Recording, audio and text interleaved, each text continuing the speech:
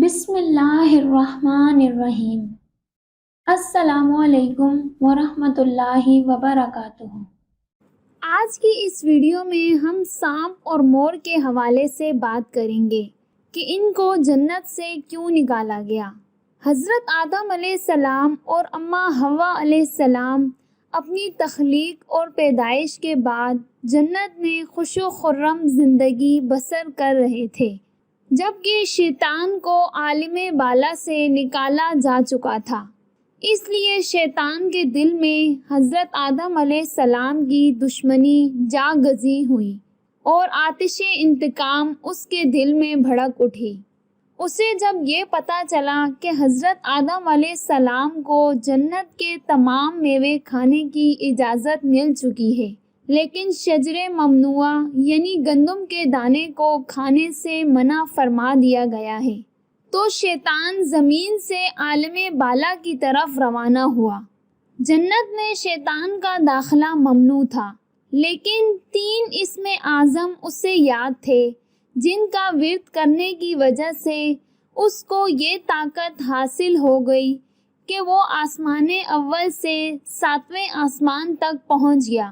وہ جنت کے دروازوں پر بنے ہوئے یاقوت سرخ کے 2 چبوتروں میں سے ایک پر بیٹھ گیا اور 300 سال تک انتظار کرتا رہا کہ کوئی جنت سے باہر آئے اور وہ اس سے اپنے مطلب کی بات کر سکے کہ اچانک مور جنت سے باہر آ گیا۔ اس کو دیکھتے ہی شیطان خوش ہوا اور اسے کہنے لگا کہ اے خوشنما پرندے، تم کون ہو؟ مور نے جواب دیا کہ میں مور ہوں۔ پھر مور نے کہا کہ تم بھی اپنا تعارف کراؤ۔ شیطان نے کہا کہ میں عالم کرو بیاں کا ایک فرشتہ ہوں اور ایک لمحے کے لیے بھی اللہ کی یاد سے غافل نہیں ہوتا۔ میں چاہتا ہوں کہ جنت کے اندر جاؤں اور وہاں کی نعمتوں کا اپنی آنکھوں سے مشاہدہ کروں۔ اگر تم مجھے جنت کے اندر لے چلو تو میں تمہیں 3 باتیں بتاؤں گا، جس کے بدلے میں تمہیں ابدی زندگی حاصل ہو جائے گی، تمہیں بڑھاپا اور بیماری بھی نہیں آئے گی اور تم ہمیشہ جنت میں رہو گے۔ شیطان کی باتیں سن کر مور لالچ میں آ گیا اور اس نے کہا، لیکن مجھ میں تو اتنی طاقت نہیں ہے کہ میں تمہیں جنت میں لے جاؤں، لیکن ایک سانپ میرا دوست ہے، وہ شاید تمہاری کوئی مدد کر سکے۔ یہ کہہ کر مور سانپ کے پاس آیا اور سارا ماجرا اسے سنایا۔ سانپ بھی شیطان کی گفتگو سے بہت خوش ہوا اور اس نے شیطان کو مشورہ دیا کہ وہ سانپ کا روپ دھار لے۔ جب شیطان نے سانپ کا روپ دھار لیا تو مور اسے اپنے منہ میں چھپا کر جنت میں لے جانے میں کامیاب ہو گیا اور پھر اسے شجر ممنوعہ کے پاس پہنچا دیا۔ دوسری جانب جنت کے نگہبانوں کو فوراً یہ اطلاع مل گئی کہ شیطان جنت میں داخل ہو چکا ہے۔ جب نگہبان شیطان کو جنت سے نکالنے لگے تو حکم ربی ہوا کہ اسے ابھی جنت میں رہنے دیا جائے۔ شاید یہ بھی حضرت آدم علیہ السلام کا امتحان تھا یا حکمت خداوندی تھی۔ بہرحال جب شیطان کو جنت میں عارضی قیام کا حکم نامہ مل گیا تو شیطان حضرت آدم علیہ السلام اور حضرت اماں حوا علیہ السلام کے پاس جا کر عقیدت و محبت کا اظہار کرنے لگا۔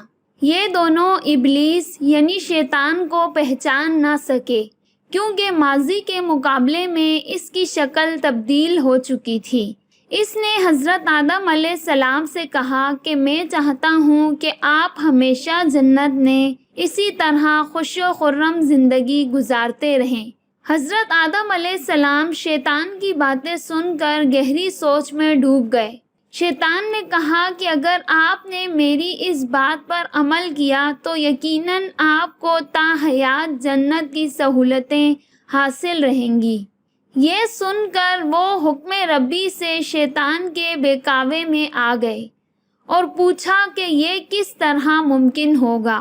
شیطان نے کہا کہ وہ گندم کا دانہ جو آپ دونوں کو کھانے سے منع کیا گیا ہے، اگر آپ دونوں وہ چکھ لیں گے تو آپ کو ابدی حیات حاصل ہو جائے گی اور آپ ہمیشہ جنت میں ہی رہیں گے۔ یہ بات سن کر حضرت آدم علیہ السلام کے دل میں اس طرف رجحان پیدا ہوا، لیکن ان کے دل میں اللہ کی نافرمانی کا خوف غالب آ گیا۔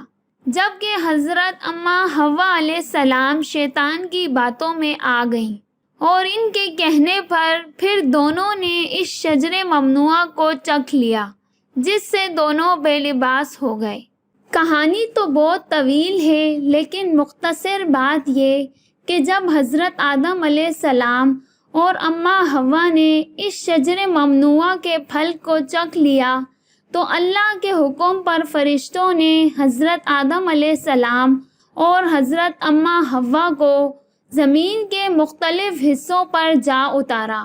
شیطان کو جنت سے حضرت آدم علیہ السلام کو سجدہ نہ کرنے کی وجہ سے نکالا گیا تھا، اور آدم علیہ السلام اور اماں حوا کو شیطان کے بہکاوے میں آ جانے کی وجہ سے جنت سے نکال دیا گیا۔ جبکہ مور، جو جنت میں اس سے بھی زیادہ خوبصورت تھا اور اس کے پاؤں بھی بے انتہا خوبصورت تھے، لیکن اس کی اس حرکت کی وجہ سے اس کے وہ خوبصورت پاؤں اس سے لے لیے گئے اور اسے بدصورت پاؤں دے دیے گئے۔ جبکہ سام جب جنت میں تھا تو اس کے منہ سے خوشبو آتی تھی اور اس کو اللہ تعالیٰ نے پاؤں بھی دیے تھے، لیکن اس کو بھی اس کے کیے کی سزا ملی اور اس کے منہ سے خوشبو چھین لی گئی اور اس کے پاؤں بھی اس سے لے لیے گئے اور ان دونوں کو بھی جنت سے نکال دیا گیا۔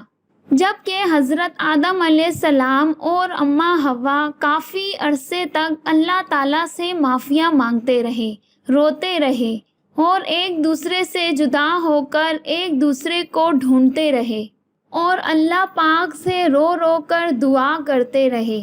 بہت ہی مدت گزر چکی تھی، تب اللہ پاک نے ان کی توبہ قبول کی اور انہیں ایک دوسرے سے ملا دیا۔ امید کرتے ہیں کہ آپ کو آج کی یہ ویڈیو اچھی لگی ہوگی۔ اچھی لگی ہے تو پلیز ویڈیو کو لائک کر کے چینل کو سبسکرائب کر لیں تاکہ آپ کو اس طرح کی مزید معلوماتی اسلامی ویڈیوز ملتی رہیں۔ ملتے ہیں نیکسٹ ویڈیو میں، تب تک کے لیے اللہ حافظ۔